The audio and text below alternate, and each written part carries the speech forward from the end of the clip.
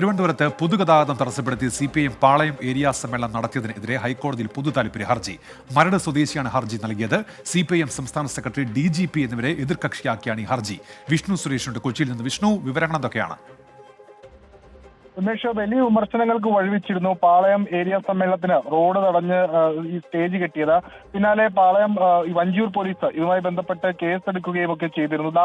ഇതിന് പിന്നാലെയാണ് ഈ വിഷയത്തിൽ ഹൈക്കോടതി ഇടപെടൽ ആവശ്യപ്പെട്ടുകൊണ്ട് മരട് സ്വദേശി ഒരു ഹർജി നൽകിയിരിക്കുന്നത്. CPIM സംസ്ഥാന സെക്രട്ടറിയും DGPയും അവർക്കെതിരെയാണ് ഈ ഹർജി. അതായത് പൊതുഗതാഗതം തടസ്സപ്പെടുത്തിയുള്ള നേരത്തെ കോടതി സ്വീകരിച്ചിട്ടുള്ള നടപടികൾ ചൂണ്ടിക്കാട്ടിയാണ് ഈ ഹർജി. ഒരു തരത്തിലും അംഗീകരിക്കാൻ പറ്റാത്ത നിലപാട് CPIMന്റെ ഭാഗത്തുനിന്നുണ്ടായി. കർശനമായ ഇടപെടൽ വേണം എന്നുള്ളതാണ് ഈ ഹർജിയിലെ ആവശ്യം. ഹർജി ഉദ്ദേശിക്കുന്നത് പൊതുഗതാഗതം തടസ്സപ്പെട്ട യോഗങ്ങൾ വിലക്കിയുള്ള ഉത്തരവുകൾ നേരത്തെ ഹൈക്കോടതി പ്രഖ്യാപിച്ചിട്ടുണ്ട്, അല്ലെങ്കിൽ ഉത്തരവിട്ടിട്ടുണ്ട്.